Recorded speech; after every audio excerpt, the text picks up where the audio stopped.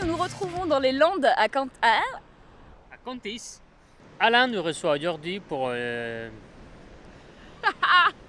Alain a créé son école de surf aujourd'hui et nous accueille aujourd'hui. Avec lui, nous allons découvrir tous les secrets du métier de moniteur de surf. Combien gagne un prof de surf? Comment monter son école de surf? Quels sont les inconvénients du métier? Charge, parce qu'il y en a beaucoup. C'est parti pour la découverte, la rigolade du surf et n'oubliez pas le petit quiz à la fin. Petit pouce-ti like. Petit like. Bonjour, Alain Strozic, je viens de Marseille, de Méditerranée, j'ai 46 ans, je suis responsable et moniteur de surf et de stand-up paddle pour l'école Max Respect à Contis dans les Landes. Et on a été une des premières écoles aussi à enseigner en Méditerranée. Il faut savoir qu'en France, pour enseigner contre rémunération un sport, il faut être diplômé d'État. On a commencé à l'époque par des brevets fédéraux. C'est délivré par la fédération, c'est fait pour enseigner bénévolement au sein des clubs. Par la suite, il y avait le brevet d'état d'éducateur sportif premier degré. C'est le premier diplôme qu'on doit passer pour pouvoir enseigner le sport et donc avec la spécificité surf, le surf contre rémunération. C'est la seule solution. Suite à ça, on demande une carte professionnelle. Bien évidemment, il faut aussi des diplômes de secourisme. À l'époque, c'était plus difficile. On devait être nageur sauveteur, BNSSA. On était titulaire de la réanimation aussi. C'était un protocole assez lourd au niveau du secourisme, mais qui était essentiel, à mon avis. Oui.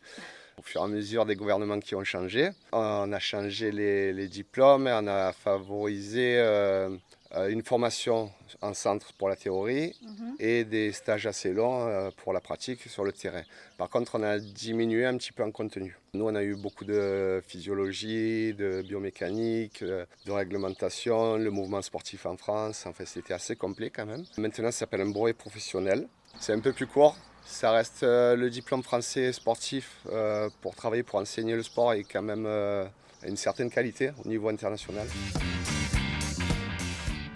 Donc je me suis orienté vers le brevet d'état d'éducateur sportif second degré, qui est très très rare dans le sport, encore plus dans le surf, qui me permet d'entraîner à haut niveau et d'être formateur.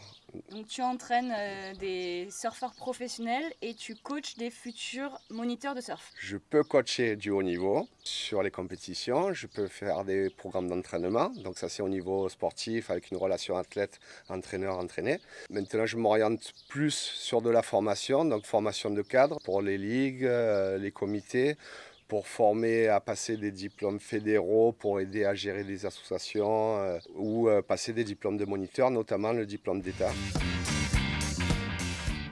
En tant que professeur et de responsable de la structure, du coup, c'est du travail à l'année, contrairement à ce qu'on peut penser. C'est déjà difficile de travailler à l'année dans le surf, c'est quand même en saison. Grâce à mes diplômes, du coup, j'ai plusieurs casquettes. Déjà, pour faire fonctionner une école comme Max Respect, qui est ouverte sur un minimum de 6 mois localement, il y a une grosse préparation l'hiver, préparer son équipe, qui va être présent ou pas. Il faut avoir quand même un panel pour pouvoir répondre à tout type de clientèle, puisqu'on essaie quand même d'ouvrir notre activité à tout public, voir les en situation de handicap aussi. Ah oui. En hors saison, on travaille beaucoup à l'association Surf Insertion pour pouvoir venir surfer, découvrir la nature et ce sport. L'hiver, on organise aussi des petits surf camps à l'étranger, c'est-à-dire qu'on fait des petits groupes d'adultes ou d'adolescents qu'on amène au Portugal ou au Maroc. Donc j'interviens aussi sur les formations jury, tout ça l'hiver. Donc ça c'est mes casquettes diverses qui m'apportent un peu de travail que j'aime beaucoup, parce que j'aime beaucoup transmettre au bout de plus de 20 ans d'enseignement. Maintenant je transmets mes billes.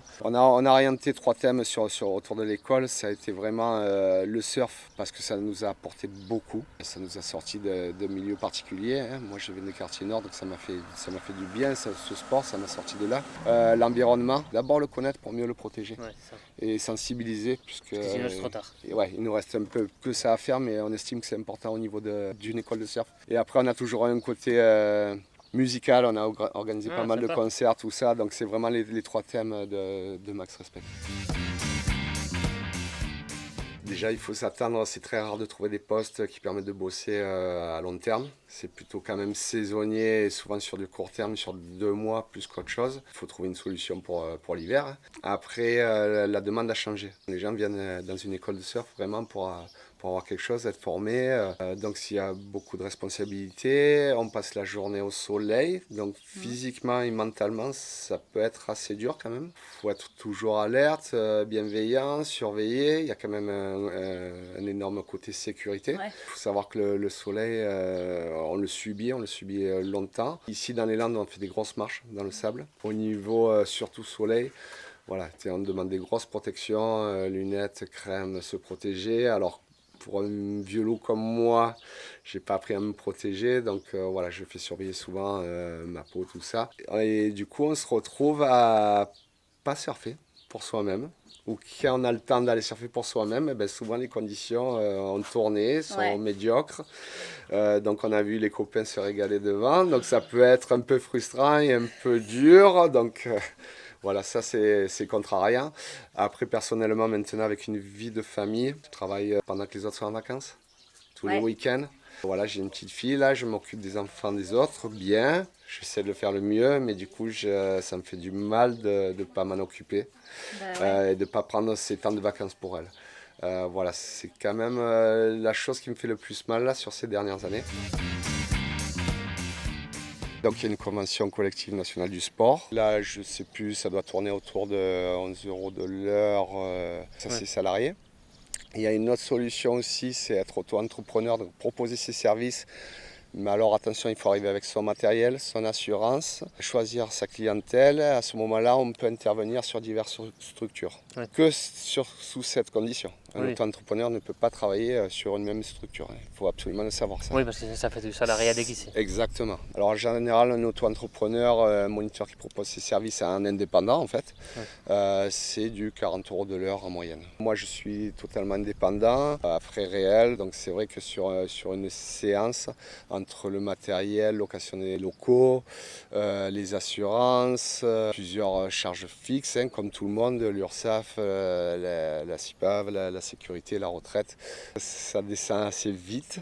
Je suis toujours obligé de donner des cours pour avoir un revenu correct. D'accord. Voilà. Il faut savoir que la cote se sature au niveau des écoles. Je ne conseillerais pas aux jeunes de se lancer aussi vite. Il y a peut-être trop d'offres maintenant.